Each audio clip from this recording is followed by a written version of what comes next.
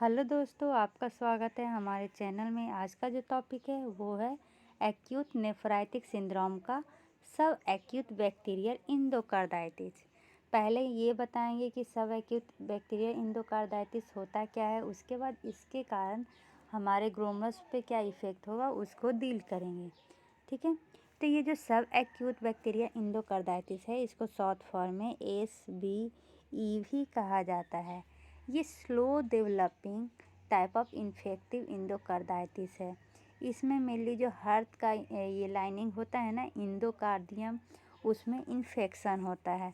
Infective endocarditis जो है वो ये हार्ट के बल्ब को भी अफेक्ट करती है। तब ये जो SBE है, सब एक्यूट बैक्टीरियल इंडोकार्डाइटिस, ये कैसे डिफरेंट होता है एक्यूट बैक्टीरियल इंडोकार्डाइटिस में। तो एक्यूट बैक्टीरियल इंडोकार्डाइटिस में क्या होता है, जो डिजीज है वो सडनली एकाएक डेवलप होते हैं और वो कुछ ही दिन में लाइफ थ्रेटनिंग हो जाते हैं। लेकिन जो सब एक्यूट है वो धीरे धीरे होता है। ठीक है, मेनली जो सब एक्यूट बैक्टीरियल इंडोकार्डाइटिस है, उसके कारण सीरियस डैमेज होता है हर टिश्यू के, और इसके के कारण सिम्टम और कॉम्प्लिकेशंस पूरे बॉडी में दिखते हैं। उसमें से एक हमारा किडनी भी है। ठीक है, अब ये प्रिवेंटेबल भी कंडीशन है, क्योंकि इसका ट्रीटमेंट के बाद ये जो हार्ट में हार्म हुआ है उसको कम कर देता है। तो सिम्टम क्या क्या होते हैं, तो सिम्टम में आता है फीवर, या फीवर, एचेज, पेन होते हैं। ठीक है, और जिस ऑर्गन को अफेक्ट किया है उसके सिम्टम। जो साइन होते हैं उसमें क्या होगा, अनएक्सप्लेन्ड फीवर, ज्वाइंट या muscle aches, night sweat, mildly elevated heart rate, weight loss, decrease appetite, lack of energy, pain in your chest और बैक, स्किन रैशेज। ठीक है, अब ये क्यों होता है और कौन रिस्क में होते हैं। तो ये जब बैक्टीरिया है ना हमारे शरीर में इंटर करता है, उसके बाद वो ब्लड स्ट्रीम में इंटर कर जाता है। अगर आपका गम ब्लीड हो रहा है वाइल ब्रूसिंग योर टीथ, तब ये बैक्टीरिया इंटर करता है आपके ब्लड में।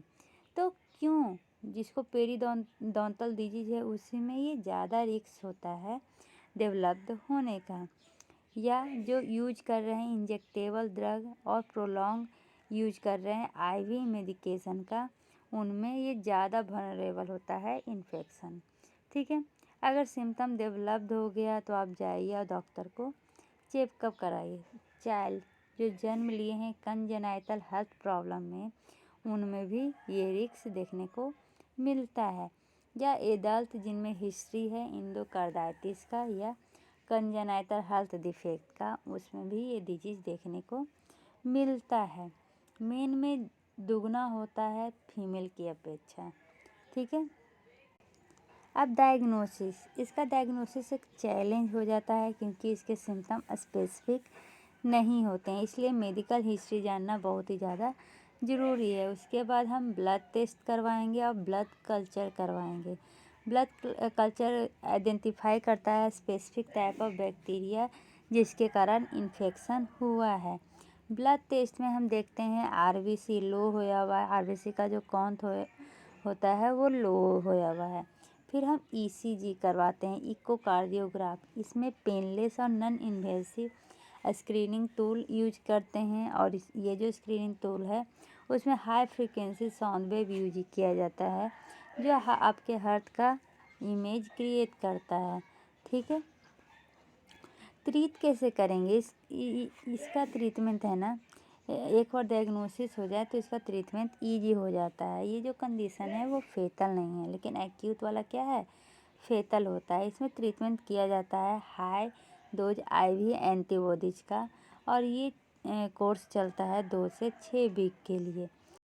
अब इसमें कॉम्प्लिकेशंस क्या क्या हो सकते हैं, तो जो SBE है ये लाइफ थ्रेटनिंग नहीं होता है, लेकिन ये इसमें लाइफ थ्रेटनिंग कॉम्प्लिकेशंस होते हैं। जैसे कि अगर बैक्टीरिया आपके आर्टरी के पास पहुंच जाए, बल्ब के पास पहुंच जाए, तो ये प्रॉब्लम कॉज कर सकता है। या ये भी मतलब डेवलप करके अब ब्लड क्लॉटिंग स्टार्ट कर दे, मतलब कि जहाँ पे ब्लड क्लॉट होता है वहाँ पर ये इसका डेवलपमेंट स्टार्ट हो जाए, तब ये प्रॉब्लम कर सकता है, क्योंकि इसके कारण हार्ट अटैक, स्ट्रोक ये सब होने का डर है। ठीक है, तो चलिए आते हैं टॉपिक में। सब एक्यूट बैक्टीरियल एंडोकार्डाइटिस क्या है? तो ऐसा एंडोकार्डाइटिस जो एसोसिएटेड होता है ग्लोमेरुलोनेफ्राइटिस से। ये मेनली कॉम्प्लिकेशंस में आते हैं। एंडोकार्डाइटिस एसोसिएटेड ग्लोमेरुलोनेफ्राइटिस सब एक्यूट बैक्टीरियल एंडोकार्डाइटिस के कॉम्प्लिकेशंस में आते हैं। तो ये कब होता है? जब ये जो सब एक्यूट बैक्टीरियल एंडोकार्डाइटिस है लॉन्ग टाइम तक ट्रीटमेंट इसका नहीं हो, या जो ब्लड कल्चर है वो निगेटिव आ रहा है, या राइट साइडेड एंडोकार्डाइटिस हो, तब ये होने का डर है, क्योंकि जो 20% ब्लड होता है वो हमारे किडनी में जाता है।